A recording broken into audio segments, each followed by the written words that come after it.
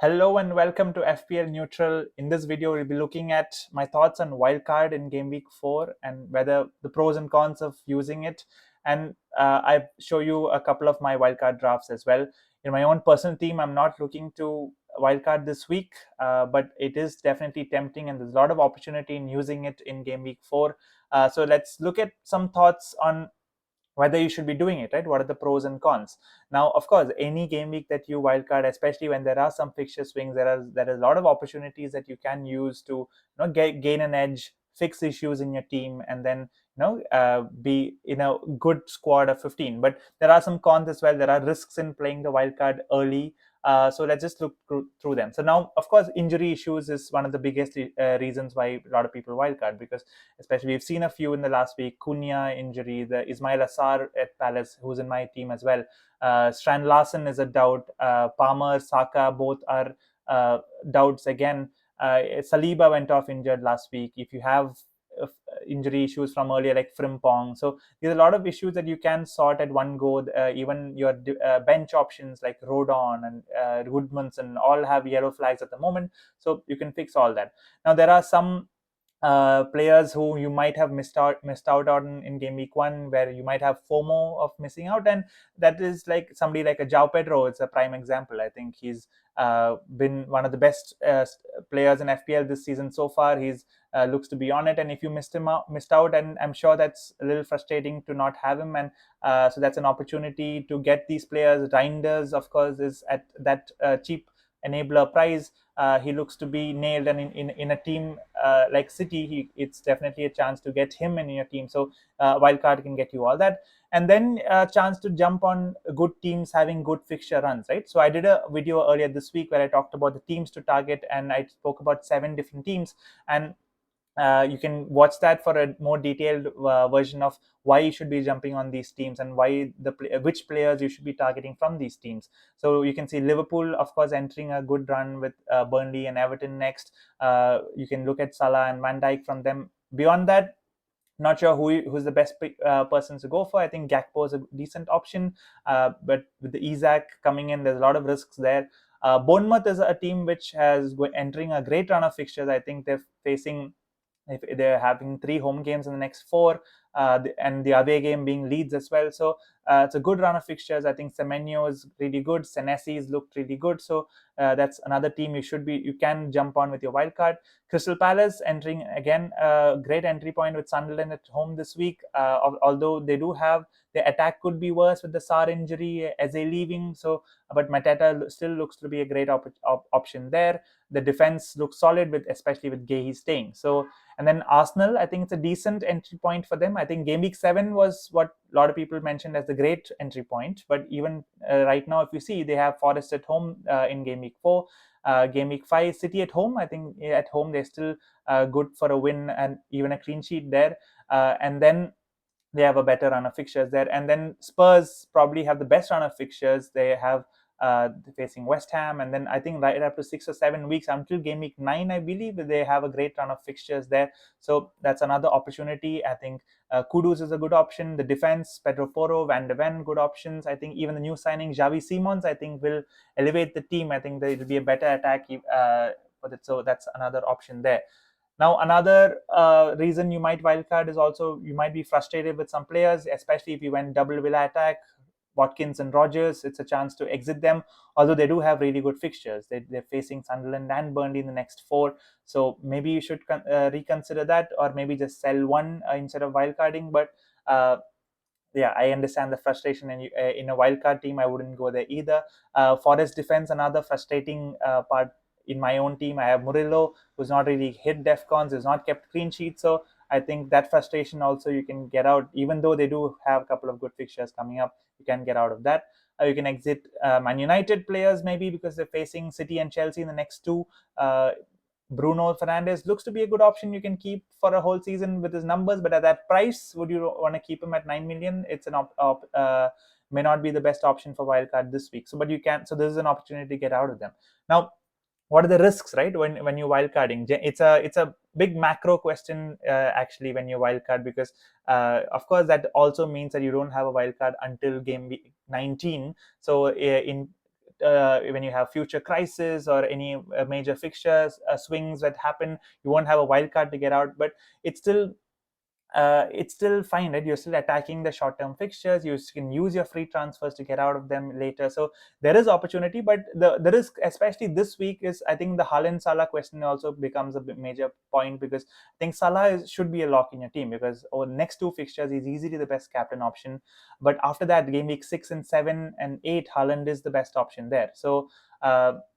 Do you go for both of them now? Do you switch from Salah to Haaland, or do you just avoid Haaland? Or so these are questions that should answer, and your wildcard, these might be locking in some transfers later. So that's never really a great sign for your wildcard. So that's a big question that you need to decide on your wildcard immediately. So and maybe you can go with the free hit in game week 6 and get Haaland captain for 1 week and then avoid him for the rest. So these are all options there. So but you just need to plan that. Isaac as well is a big question there, because I think he will be the second best Liverpool attacker to go for in the game. But at that price, and when will he be fit, right? I don't think he'll be fit for game week 4. So when you do plan to get him, so how do you plan for that with your budget as well? So again, a lot of new signings, just like Isaac. A lot of other teams have new signings where they might take time to gel in. Teams might get better. So there's a lot of new information that we still have to absorb over the next couple of weeks before. So that's why I myself, I feel don't want a wildcard right now, because I still feel there's more information to be learned, and my team is in okay shape to take on the coming fixture run. And if I need to, I just need to take a -4 hit to sort my team. So but so yeah, these are the things you have to consider. But if you have a few injuries, you need to get on a few of these players who have good fixture runs. I think it's definitely a viable choice to go for your wildcard. So now let's look at the draft. I made a couple of drafts actually, I think, but the core of the team remains the same, and there's just a few 3-4 changes in the new draft. So as I said, I would like you to really watch the video I did earlier this week, where I talked about specific players and specific teams that are that we can target even for your normal transfer or for your wildcard. So do watch that, and do leave a like on this video if you really like the content, and you can subscribe to the channel to follow my team this year. So moving on to the draft. So this is the first draft I wanted to show. I think let's start with the forward line, because I think my forward line has been the same in all the wildcard drafts I've made. It's Gyökeres, João Pedro, and Mateta. That three has remained the same. I think I'm settled on that, of not going Haaland as well. Gyökeres, I'm really confident in that pick. I think I'm considering for my own team as a normal transfer as well. I think it's a good entry point for Arsenal at Forest at home this week, and he's on penalties. He's going to get the minutes with the Havertz injury as well. I think and I like the player. I am rooting for him actually. So I am rooting for him to do well in that Arsenal team. I think he has good haul potential, and even a captaincy option in something like game week 7. So happy to have Gyökeres there. João Pedro is again a lock in my team. I think he's looked great in a Chelsea attack that is functioning really well. He looks to have just immediately gelled with the team. Even in Palmer's absence, I think he's taken on that mantle of the talisman of the team. So he's not on penalties, but still I think João Pedro looks to be in good form. Mateta was the the lesser of the sure picks in this attack. Although the fixture is great, Sunderland at home, West Ham next. I think on penalties, 90 minutes, all that. So Mateta is a good option to have, and you can maybe move him out in 2-3 weeks time when the fixtures turn. So the only issue is the injury may have made to Sar injuries to Sar and Eze leaving may have made the Palace attack weaker, but still I'm confident of Mateta's minutes, so happy to have that. Now in midfield again, Mo Salah is a lock in my team. I think he's my captain in the next two. I don't need to talk about him more. I think Liverpool have a great the Liverpool team looks to be gelling well. I hope Salah is a little more involved. He did seem a little peripheral earlier, but I'm definitely not swerving him for these two fixtures for sure. And I think he can just be a hold until he leaves for AFCON. I think even game week 12 onwards, they have a great run of fixtures. So I'm happy to hold him throughout. But let's see, should we make the move to Haaland in a couple of weeks' time based on his performance. Reinders as well, I'm pretty locked in. I think again, having a City player at that price who's playing 90 minutes, who has a goal threat and even an assist threat, I think is a lock in my team. Happy to have gone him in my game week 1 team. Now Semenyo as well is definitely a lock. I think I'm considering him, even transferring him in my team. He's probably the most informed player who started this season so well with 2 goals and assists. He has more chances. He could have had more goals as well. He looks to get the volume of shots he gets is really impressive. So having a breakout year, all that. I think he's a lot of good things happening for Semenyo. I think the Bournemouth team looks good. So it's definitely a lock in my team. Now the last two midfielders are the slight punts, right? Uh, let's start with Javi Simons, who's in my team, the new signing, 7 million. I wanted Spurs attack in my team. I have Kudus in my main team, but I just feel Javi Simons is a very exciting pick to have. I think he has good goal threat, right? That's what Kudus lacked, because he scored 10 goals in the Bundesliga last year, 8 goals before that, and 19 goals in the Dutch league before that. So he's somebody who has an eye for goal, and he should be nailed in that Spurs team. He should probably play number 10 for them. So Javi Simons is the sexy pick in the team, who's, I think he can, of course, if you don't have the money for that, you can go to Kudus as well. But I like having a Spurs attacker there. Now, again, the final midfielder here is Gakpo.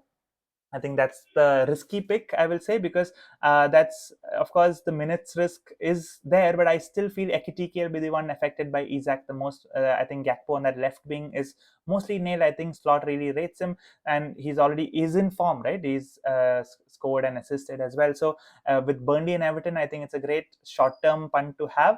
And my view with this would be to maybe move to somebody like an Eze in game week 7, when Arsenal's fixtures turn and they have West Ham at home in 7. Somebody like an Eze could be a good option at that same price point. So that's my midfield. In defense, I've gone for Virgil van Dijk. I think Liverpool defense, I think they will improve. I think they didn't have the best of starts. Of course, they did well against Arsenal, but I think Van Dijk has the most defensive contributions in the entire game among the defenders. Uh, so I think he will keep racking up the points at 6 million. Happy to have him. Then Lacroix of the I wanted a Palace defense. Of course, it was between Munoz and Lacroix. I think Lacroix is in my team. He's given me good points. So again, I think he's probably the best option there, because not only is he getting great defensive contribution numbers, but he's also popping in the box. He got an assist last game. So I think all put together, 0.5 million cheaper. Lacroix is a great option. I think you can double up on the Palace defense if you want, with Munoz or Richards as well. With that fixture run, it's definitely an option. Right now, I've gone for just one in this team. Senesi is another player who I have again locked in my team. He's proper DEFCON monster that we've uncovered in the this season. He's hit that threshold all 3 games so far at 4.6. What a cheap price to have such a great DEFCON monster to have, right? Because his base looks to be solid with Bournemouth's fixtures, all that. So I think Senesi is a great option. I've gone for Anderson in this draft. He's in my team again. Again, another DEFCON monster. I think that's a trend we are seeing. So, but I think it's good to somebody you can play in difficult fixtures as well. So he has a good fixture in game week 4. So Anderson is a solid option to have in your team. And finally, the 4.0 defender could be Esteve from Burnley. I've gone for Reinildo in this team from Sunderland. He's also had decent DEFCON numbers, and could even go for the Leeds defense, so that could be anyone. So, and of course, Arsenal defense is something that you're missing. I really wanted Arsenal defense. That's why I've gone for Raya as my keeper. It could be Gabriel in defense. I'll show you a slight variation with Gabriel there. But yeah, Raya, I wanted Arsenal defense in this week, because that's the long-term planning. Arsenal are the best defense with the clean sheet potential they have. So, so happy to have Raya in there. So I like the structure of this team, but this has only 0.1 in the bank. So I just show you another version where I've made like just 2-3 changes. Okay, in this you can see the other version didn't have Chelsea defense. In this, I've gone back to Sanchez as my keeper option, who's given me good points as in my own team, and I've gone for Gabriel in defense instead of Anderson. Of course, to fund that, I've gone down from Gakpo, who was always a risk in that team, down to Lucas Paqueta, and now that's another player. I think a very solid option to have in FPL. I think him being on penalties, him being nailed in that team, playing number 10 for West Ham at just 5.9 million. I think Paqueta looks like a great option to have. Not the best entry point at Spurs at home this week, but still, I think in that in that budget under 6 million position, I think Paqueta is looks to be a really good option. I think I'm considering him as my Ismail Assar replacement as well in my own team. So yeah, this is the couple of versions I have. Do let me know your thoughts on what this team, and who else would you be having in this team. So I'll I'll be having a team selection video later this week where I talk about the transfers I'm looking at in my own team. So thank you so much for watching, and see you soon.